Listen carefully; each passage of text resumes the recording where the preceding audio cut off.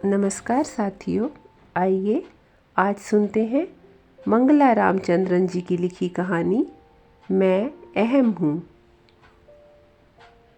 इंदु की बातें और उसके घर के ठाट बाट देखकर शशि को कमतरी का एहसास होने लगा था।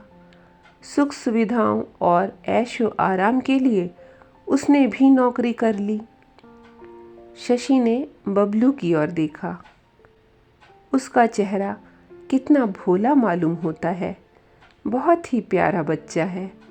हर माँ बाप को अपने बच्चे प्यारे ही लगते हैं।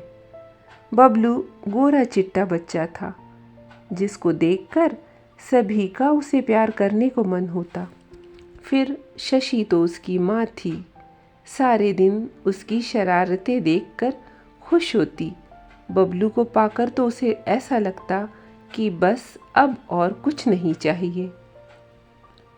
बबलू से बड़ी 7-8 साल की बेटी नीलू भी कम प्यारी नहीं थी। दोनों बच्चों को जान से भी ज़्यादा चाहने वाली शशि उनके प्रति लापरवाह कैसे हो गई। आज तो हद हो गई। सुबह जब वह ऑटो पर बैठने लगी तो बबलू उसके पांव से लिपट गया। प्यार से मनाने पर नहीं माना तो शशि ने उसे डांटा। देर तो हो ही रही थी। उसने आव देखा न ताव उसके गाल पर एक चांटा जड़ दिया। चांटा कुछ जोर से पड़ गया था। उंगलियों के निशान गाल पर उभर आए थे। उसके रोने की आवाज़ सुनकर उसके दादाजी बाहर आ गए और बबलू को गोद में लेकर मनाने लगे। सास ने जो आंखें तरेर कर शशि की ओर देखा तो वह सहम गई। ऑटो में बैठते हुए ससुर जी की आवाज़ सुनाई दी। जब करते नहीं बनता तो क्यों करती है नौकरी? यहाँ क्या खाने के लाले पड़ रहे हैं? स्कूल में उस दिन किसी काम में मन नहीं लगा। इच्छा तो हो रही थी छुट्टी लेकर घर जाए, पर अभी नौकरी लगे 2-2.5 महीने ही हुए थे। प्रधान अध्यापिका वैसे भी कहती रहती थी, भाई नौकरी तो बच्चों वाली को करनी ही नहीं चाहिए। रहेंगी स्कूल में और ध्यान रहेगा पप्पू लल्ली में। यह कहकर वे एक तिरस्कारपूर्ण हंसी हंसती। वे खुद 45 वर्ष की आयु में भी कुंवारी थी। स्कूल का समय समाप्त होते ही शशि ऑटो के लिए ऐसे दौड़ी कि सामने से आती हुई प्रधान अध्यापिका व अन्य 2 अध्यापिकाओं को अभिवादन करना तक भूल गई। ऑटो में आकर बैठने के बाद उसे इस बात का ख्याल आया, दोनों अध्यापिकाओं की प्रधान अध्यापिका के साथ बनती भी अच्छी थी और वे उससे वरिष्ठा भी थी। खैर जो भी हुआ, अब क्या हो सकता था। ऑटो वाले से उतावलापन दिखाते हुए कहा उसने, जल्दी चलो। कुछ दूर जाकर ऑटो वाले ने पूछा, साहब क्या करते हैं? बहुत बड़े वकील हैं, शशि ने सगर्व कहा। ऑटो वाले ने मुंह से कुछ नहीं कहा, सिर्फ एक हल्की सी मुस्कान के साथ पीछे मुड़कर उसे देख लिया। उसकी इस मुस्कान से उसे सुबह की घटना फिर याद आ गई। जैसे जैसे घर करीब आता गया, शशि का संकोच बढ़ता गया। सास ससुर से कैसे आंख मिलाए? सुबह तो पति अजय घर पर नहीं थे, पर अब अजय को भी मालूम हो गया होगा। बच्चों को वे कितना चाहते हैं। जहाँ तक हो सके वे प्यार से ही उन्हें समझाते हैं। बच्चे भी अपने पिता से बहुत हिले मिले थे। घर के आगे ऑटो रुका। बबलू रोज की तरह दौड़कर नहीं आया। नीलू भी सिर्फ एक बार झांककर भीतर चली गई। अंदर जाकर उसने धीरे से बबलू को आवाज़ दी। वह दूर से ही बोला, हम नहीं आते, आप मालती हैं, आपसे हमारी कुट्टी हो गई। शशि वैसे ही बिस्तर पर पड़ गई। रोते रोते उसके सिर में दर्द होने लगा। वह चुपचाप वैसे ही आंख बंद किए पड़ी रही। किसी ने बत्ती जलाई। सास ही थी। उसके करीब आकर बोली, चलो बहू, हाथ मुंह धोकर कुछ खा पी लो। सास की हमदर्दी अच्छी भी लगी और साथ ही शर्म भी आई। रात का खाना पीना खत्म हुआ तो सब बिस्तर पर चले गए थे। अजय खाना खाकर दूसरे कमरे में चला गया ज़रूरी केस देखने। शशि को उनका बाहर जाना भी उस दिन राहत ही दे रहा था। बबलू करवट बदलते हुए नींद में कुछ बड़बड़ाया। शशि ने उसको चादर ओढ़ाई, फिर नीलू की ओर देखा। आज नीलू भी उससे घर आने के बाद ज़्यादा बोली नहीं। और दिनों तो स्कूल की छोटी से छोटी बात बताती, तरह तरह के प्रश्न पूछती रहती, साथ में खाना खाने की जिद करती। फिर सोते समय जब तक एक आध कहानी ना सुन ले उसे नींद ना आती। पर आज शशि को लग रहा था मानो बच्चे पराए उससे दूर हो रहे थे। 2.5 साल के बच्चे में अपना पराया की क्या समझ हो सकती है? वह तो माँ को ही सब कुछ समझता है। माँ भी उससे बिछुड़कर कहाँ रहना चाहती हैं। वह दिन भी कितना बुरा था जब पहली बार वह इंदु से मिली थी। शशि सोचने लगी, कैसी सजी धजी थी इंदु, बात बात पर उसका हंसना। शशि को उस दिन वह जीवन से परिपूर्ण एकदम जीवंत लगी। अजय और मनोज साथ ही पढ़े थे। आजकल मनोज उसी शहर में लॉ कॉलेज में लेक्चरर से तरक्की पाकर प्रोफेसर बन गया था। उस दिन रास्ते में जो मुलाकात हुई तो मनोज ने अजय व शशि को अपने घर आने का निमंत्रण दिया। वहां जाने पर शशि भौचक्की सी रह गई थी। ड्राइंग रूम था या कोई म्यूजियम। महंगी क्रॉकरी में नाश्ता आया, अच्छी नई नई डिशेस। शशि तो नाश्ते के दौरान कुछ अधिक न बोली, पर इंदु चहकती रही। शायद भौतिक सुख से परिपूर्ण होने पर आदमी वाचाल हो जाता है। इंदु किसी काम से अंदर चली गई। अजय और मनोज बीते दिनों की यादों में खोए हुए थे। शशि सोचने लगी, उसका पति भी वकालत में इतना तो कमा ही लेता है जिससे आराम से रहा जा सके। खाने पहनने को है, बच्चों को घी दूध की कमी नहीं है, बचत भी ठीक है, सुख शांति से भरा पूरा परिवार है। पर मनोज के यहाँ की रौनक देखकर उसे अपना रहन सहन बड़ा तुच्छ लगा। इंदु की आवाज़ से शशि इतनी बुरी तरह चौंकी कि अजय और मनोज दोनों उसकी ओर देखने लगे। मनोज ने कहा, शायद भाभी को घर में छोड़े हुए बच्चों की याद आ रही है। भाभी, इतना मोह भी ठीक नहीं है। अब देखिए, हमारी श्रीमती जी को ले दे के एक तो लाल है, सो उसको भी छात्रावास में भेज दिया। मुश्किल से 8-10 साल का है। कहती हैं वहाँ शुरू से रहेगा तो तहजीब सीख लेगा। भाभी, आप ही बताइए, क्या घर पर बच्चे शिष्टाचार नहीं सीखते हैं? मनोज शायद आगे भी कुछ कहता, पर इंदु शशि का हाथ पकड़कर यह कहते हुए अंदर ले गई, अजी इनकी तो यह आदत है, कोई भी आए तो शुरू हो जाते हैं। भाई, हमको ऐसी भावुकता पसंद नहीं आती। आदमी को व्यवहारिक होना चाहिए। उसके व्यवहारिक होने का थोड़ा अंदाज तो बाहर से ही मिल रहा था। जब अंदर जाकर देखा तो एलईडी टेलीविज़न, कंप्यूटर, चमचमाता महंगा फर्नीचर, ओह क्या क्या गिनाए। शशि की हैरानी को इंदु शायद भाप गई थी। बड़े गर्व से, गर्व के बजाय घमंड कहना ही उचित होगा, बोली, यह सब मेरी मेहनत का फल है। यदि विक्की को छात्रावास में ना रखती तो इतने आराम से नौकरी थोड़े ही की जा सकती थी। उसको देखने के लिए आया नौकर रखो, फिर उन नौकरों की निगरानी करो, अच्छा सिरदर्द ही समझो।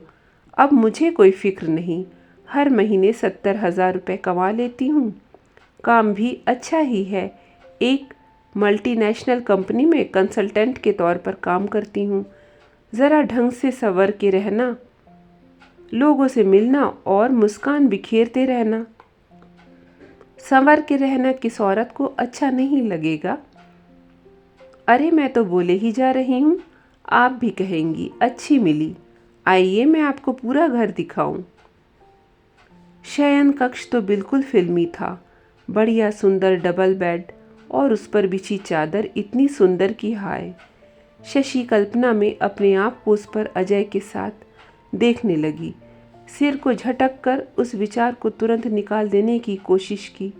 बाहर के कमरे में आने पर अजय बोला, चलो शशि, क्या यहीं रहने का इरादा है?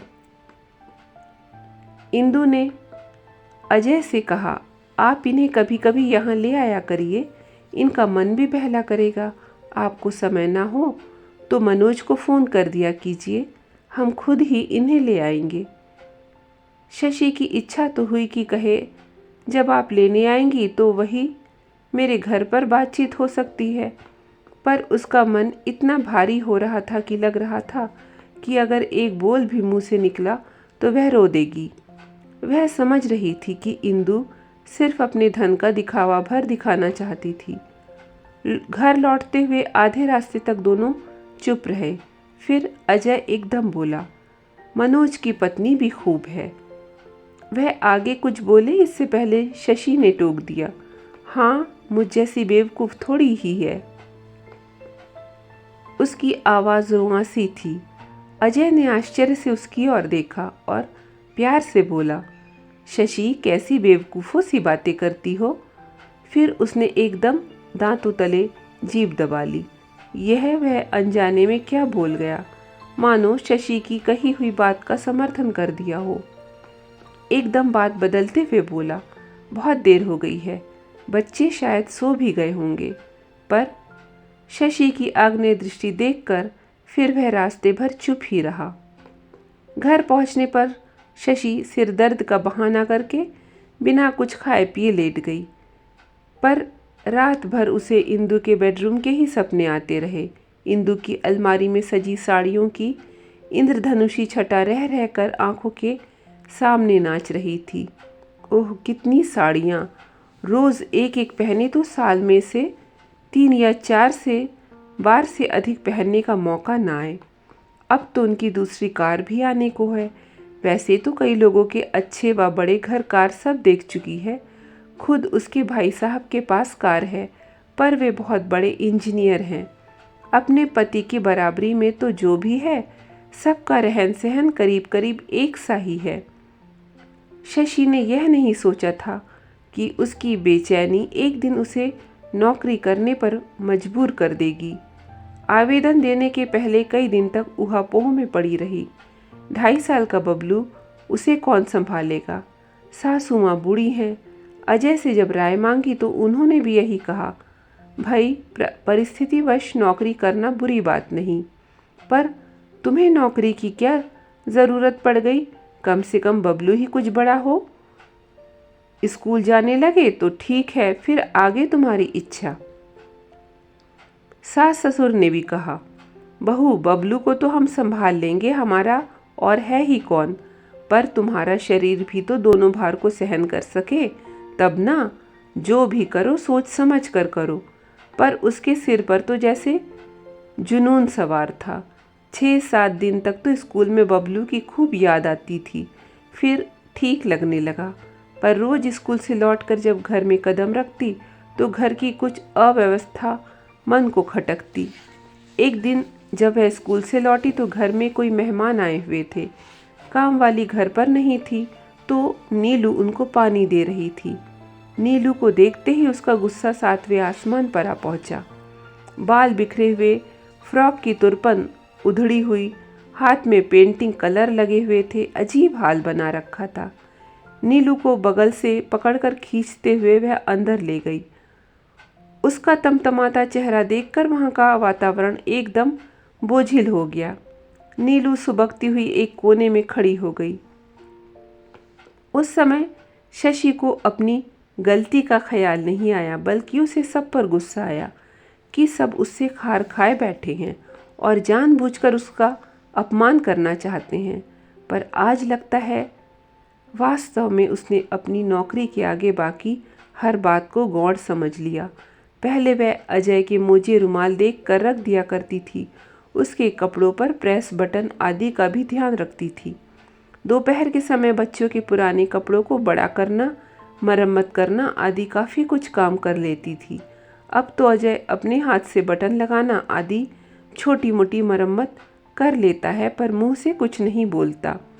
बबलू भी इन 2 ही महीनों में कुछ दुबला हो गया है। दादी दूध दे सकती हैं, खिला सकती हैं, प्यार भी बहुत करती हैं, पर माँ की ममता व आरंभिक शिक्षा और कोई थोड़े ही दे सकता है। फिर उसके कमाने से क्या फ़ायदा हुआ, सिवा इसके कि घर का खर्चा पहले से बढ़ गया। सब कपड़े धोबी को जाने लगे और कपड़ों का नुकसान भी ज़्यादा होने लगा। अब मेहरी को भी काम बढ़ जाने से ज़्यादा पैसे देने पड़ते थे। ऑटो का खर्च अलग, इस प्रकार मासिक खर्च बढ़ ही गया। इसके अलावा घर और बच्चे अव्यवस्थित हो गए सो अलग। सास बेचारी दिन भर काम में पिसती रहती और जब नहीं कर पाती तो बड़बड़ाती रहती। इन्हीं 2 महीनों में घर की शांति भंग हो गई। जिस पर उसने जो कल्पना की थी कि अपनी तनख्वाह से घर के सजावट के लिए कुछ खरीदेगी, उसे कार्य रूप से परिणित करना कितना मुश्किल है यह उसे तुरंत पता लग गया। उसे कुछ कहने में ही झिझक हो रही थी। कहीं अजय यह ना समझ ले कि उसने सिर्फ इन दिखावे के चीज़ों के लिए ही नौकरी की है। अजय के मन में हीन भावना भी आ सकती है, पर यह सब उसे पहले क्यों नहीं सूझा। खैर, अब तो सुधाई बाज आई ऐसी नौकरी से। उसने मन ही मन सोचा, बच्चे ज़रा बड़े हो जाए तो देखा जाएगा। अगले दिन उसने अजय के चपरासी के हाथों 1 महीने का नोटिस देते हुए अपना त्यागपत्र तथा 1 दिन के आकस्मिक अवकाश की अर्जी भेज दी। अजय ने यही समझा कि शायद तबीयत खराब होने से 1-2 दिन की छुट्टी ले रखी है। बादल उमड़ घुमड़ रहे थे और बारिश की हल्की हल्की बूंदें भी पड़नी शुरू हो चुकी थी। बहुत दिनों बाद उस रात को दोनों चहलकदमी को निकले। अजय ने पूछा, क्यों अचानक तुम्हारी तबीयत को क्या हो गया? तुमने कितने दिन की छुट्टी ले ली है? शशि बोली, हमेशा के लिए। अजय परेशान सा उसकी ओर देखने लगा। सच शशि, सच अब तुम नहीं जाओगी स्कूल? चलो, अब कमीज पैंट में बटन नहीं टाकने पड़ेंगे। धोबी को डांटने का काम भी अब तुम संभाल लोगी। हाँ, अब रात को थके होने का बहाना भी नहीं कर सकती। पर यह तो बताओ, नौकरी छोड़ क्यों दी? शशि उसके उतावलेपन को देखकर हंसते हुए मज़ा ले रही थी। उसे पति पर दया भी आई। बोली, हाँ, मुझे नौकरी नहीं छोड़नी चाहिए थी जनाब। दर्जी तो बन ही जाते। अजीब आदमी हो, कम से कम एक बार तो मुँह से कहा होता कि शशि, तुम्हारे स्कूल जाने से मुझे कितनी परेशानी होती है। डियर, हम तो शुरू से कहना चाहते थे, पर हमारी बात आपको तब जचती थोड़े ही। हमने भी सोचा कर लेने तो थोड़े मन की, अपने आप सब हाल सामने आ जाएगा तो जान जाएगी। पर यह उम्मीद नहीं थी कि तुम इतनी जल्दी नौकरी छोड़ने को तैयार हो जाओगी। खैर, तुमने अपनी परिस्थिति पहचान ली तो सब ठीक है। फिर थोड़ा रुक कर बोले, हाँ शशि, सद्गृहिणी बनना कितना कठिन है। तुम जब अपने इस दायित्व को अच्छे से निभाती हो तो मुझे कितना गर्व होता है, मालूम है। यह मत सोचो कि मैं तुम्हें घर से बांधने की कोशिश कर रहा हूँ। मेरी ओर से पूरी छूट है। तुम पढ़ो लिखो, कुछ नया सीखो, पर अपने दायित्व को समझकर। फिर कुछ देर दोनों मौन चलते रहे। अजय को लग रहा था कि शशि कुछ पूछना चाह रही है, पर हिचक रही है। 2-3 बार उसने शशि की ओर देखा, मानो हिम्मत बंधा रहा हो। इंदु को देखकर आपको यह नहीं लगता कि वह कितनी लायक औरत है? शशि बोली। उसने अपना घर कैसे सजा लिया है, तब आपको मुझ में कमी नहीं लगती? आखिर शशि ने पूछ ही लिया। अजय इतना खुलकर हंसे कि राह के इक्का दुक्का लोग भी मुड़कर उनकी ओर देखने लगे। आखिर हंसने का यह कैसा और कौन सा मौका है? शशि समझ न पाई। जब उनकी हंसी रुकी तो बोले, तुमको क्या लगता है कि मनोज बहुत खुश है? वह क्या कह रहा था मालूम है? यार, ज़बान का स्वाद ही चला गया। मनपसंद चीज़ खाए अरसा हो गया है। श्रीमती जी दफ्तर से आकर पराठे सेक देती हैं बस। इतवार के दिन वे छुट्टी के मूड में रहती हैं। देर से उठना, आराम से नहाना धोना, फिर होटल में खाना, पिक्चर, बस यही।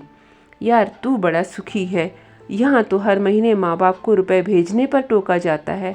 आखिर माँ बाप के प्रति कुछ फर्ज भी तो है कि नहीं। और सुनोगी, उस दिन हमारे बच्चों को देखकर बोला, यार तुम्हारे बच्चे कितने सलीके से रहते हैं। इच्छा तो होती है कि इंदु को बताऊं कि देखो, इन बच्चों को शिष्टाचार की कोई सीख कॉन्वेंट या पब्लिक स्कूल से नहीं बल्कि माँ के सिखाने से मिली है। मैंने यह सुनकर कैसा अनुभव किया होगा तुम अनुमान लगा सकती हो। यही तुम्हारी जीत थी, और तुम्हारी जीत यानी मेरी जीत। इंदु की आधी तनख्वाह तो अपनी साड़ियों, मेकअप, होटल और सैर सपाटे में खर्च हो जाती है। बेटे को छात्रावास में रखने का खर्च अलग। उसमें की भावना है और मेरे की भावना से ग्रस्त। वह यही समझती है कि उसके नौकरी करने से ही घर में इतनी चीज़ें आई हैं, जहाँ यह मेरे की भावना आई घर की सुख शांति नष्ट समझो। कुछ रुककर अजय बोले, चलो शशि अब घर चले, काफ़ी दूर निकल आए हैं। फिर धीरे से बोले, आज के बाद थकान का बहाना नहीं चलेगा। शशि को हंसी आई और बहुत दिनों बाद उसके मन में बसी बेचैनी दूर जाती लगी। तो ये थी आज की कहानी। पसंद आई हो तो लाइक कर दीजिए।